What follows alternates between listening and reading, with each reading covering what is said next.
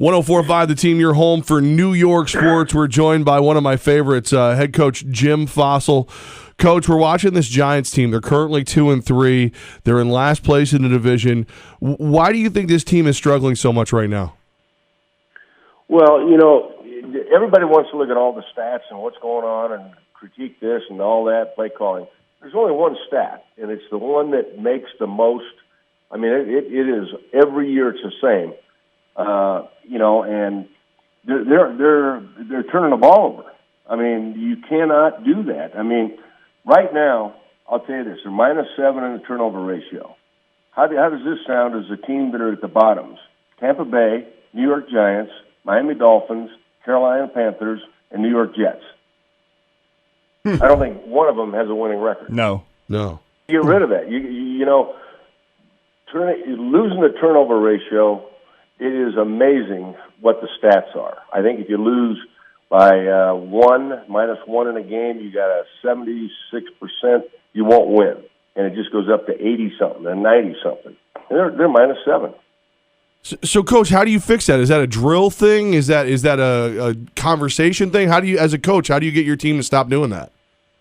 Well, it's an emphasis from the coaching staff, and it is practicing how to do that, how to strip the ball, how to recover a fumble. The one thing I always did with the defensive backs, I didn't want the coach to throw the pass to him because a coach doesn't have the same arm as an NFL quarterback. So I wanted them on the jugs gun, so they really rocketed at him so they could catch the ball.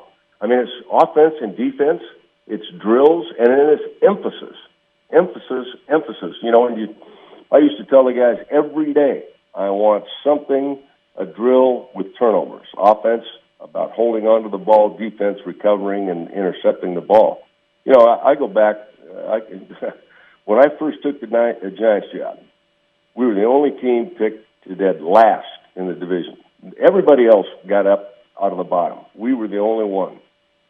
Well, we also went undefeated in the NFC, and the bottom line was we were plus 25 in the turnover ratio. That's the story. Coach, does it come down to Coach Ben McAdoo making in-season adjustments? It is his first year as the head coach of the Giants. Is this going to be one of the difficulties he faces in year one, doing these adjustments mid-season? If I were there, I'd sit down and say, fellas, we're -7 in the turnover ratios. We're not going anywhere. We're going to have a losing record. So here's the deal. We are going to work on turnover ratio in practice. And it goes back to the same thing. Defensive linemen, recovering a fumble. DBs, catching the ball on a jugs gun, not from a coach. Running backs, strip drills. Okay, quarterback, 2 hands in the ball in the pocket. Things like that. And as much as anything, yes, the technique work will help. But it'll also tell the players, this is what we have to do, gentlemen. We don't have to reinvent the offense or defense or special teams. We just got to start taking care of the ball and turn this turnover ratio on the other side. Head coach Jim Fassel, former head coach of the Giants, joining us right now. Levack and Goz on 104.5 The Team, your home for New York sports. All right, Coach, obviously the big story for the press when it comes to the Giants is Odell Beckham Jr. How do you handle a young man with so much talent and so much baggage? Well, I'd get real close to him. I mean, he'd be in my office a lot of times and just talking through things. I want to get into his head. What's he thinking? Why is this? I mean, I want to know why your actions are like this because it's not helping. It's really not helping. And I think the guy's a great competitor. Anytime you got a great competitor, they walk on that edge all the time. They say, well, we can't do this, guys. We got to play by the rules. You can't get, if you get that frustrated with calls by the officials or players pushing you or holding you or something like that, you're losing focus on the game. And the bottom line as a coach, get close to them. Show you care about them, but then also say, don't cross this line again. All right? I'm not going to leave you out on the field. If you're gonna be that disruptive and all that penalties and all those things, I can't play you. I want to play you. And I think the most important thing, you don't bring them in and chew them out and berate them and all that. Get close to them and have some good conversations on a daily or weekly basis. Coach, one of the debates on the show here was Ben McAdoo and Eli Manning kind of publicly called out Odell Beckham Jr. Sounds like you're not a fan of that practice. No, that's okay. That's okay, but I would take first, keep it out of the public and have heart-to-heart talks with them. Saying that I always use my coaches, players don't care how much you know until they know how much you care. And you show that you care about him, and then you win him over. And then you say, don't do that again. And I think that keeping it out of the public, and New York is huge, I mean, they're digging everywhere, is that let's keep it in our house, all right? And I'd probably talk to different people and say, let me handle it. I'm going to handle this one, okay? Let me do it. Coach, another incident involving the New York Giants, involving the media, was the offensive lineman, former first-round draft pick Eric Flowers, shoving a reporter in the locker room. When you talk to your players, how did you tell them to treat the media members when they were in the locker room? Well, I mean, it goes and starts day one of training camp. That, you got to show respect to everybody. And if you lose control, okay, if you lose control of your emotions, they're doing a job. The media's doing a job. Now, are they going to throw powder puff at us that we're wonderful when we've got a losing record? No.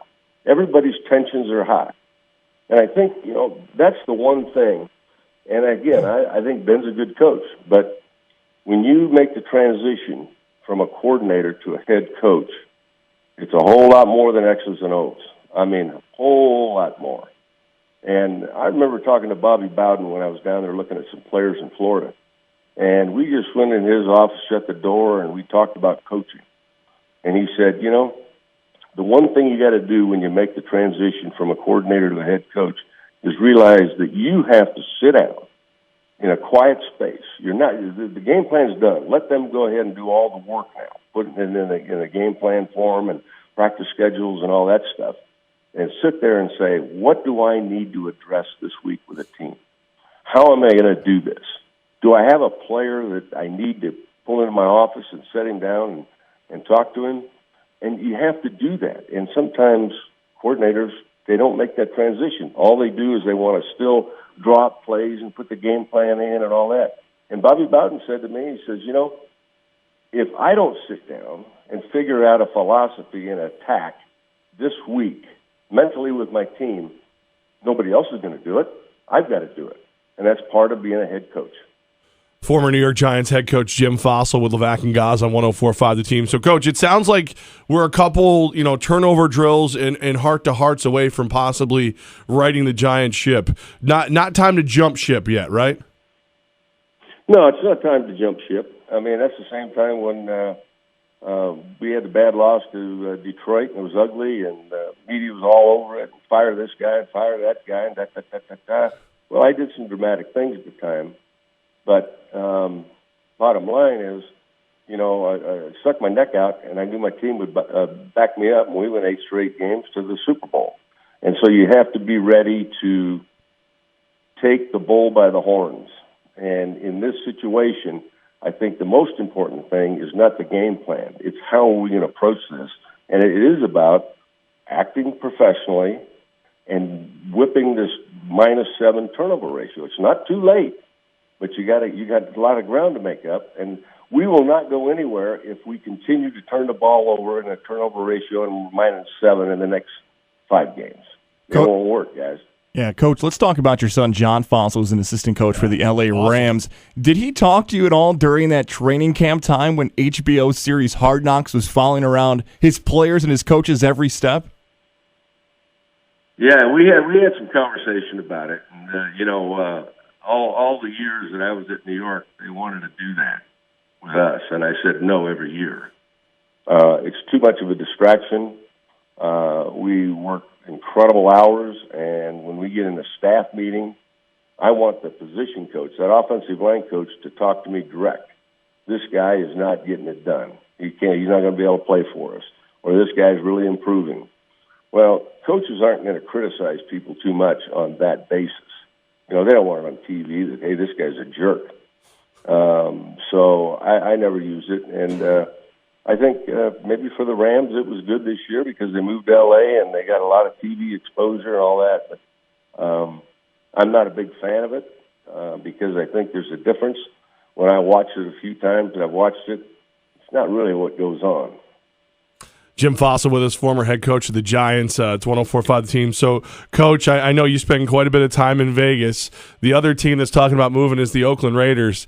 Do you think that they could go to Vegas? Would it work? Well, it sounded like it was, and then Ed Roski, who was going to put in several hundred millions of dollars, he pulled out. Now, I don't know how that's affecting it. There's a big article in the Las Vegas Journal today that it passed, whatever that group is, to authorize the tax for the hotels. That it passed. So you got Adelson putting up a ton of money. You got it passed by the Senate here. So I think they're still missing some money because Ed Roski, I thought, was going to put in 500, 600, 700 million, and he pulled out. So I don't know where that fall is going to affect the whole thing. But I've got a lot of reasons why I don't think they'll move. But when you got Jerry Jones and Bob Kraft and some of those people behind it, I think that eventually, somehow, they're going to figure out how to do it, yes. Coach, can't you just dig through the couch cushions, pull a couple $1,000,000 together, and help out? Yeah. I don't have that kind of change laying around. Coach Jim Fassel, we appreciate your time. You're the best, man.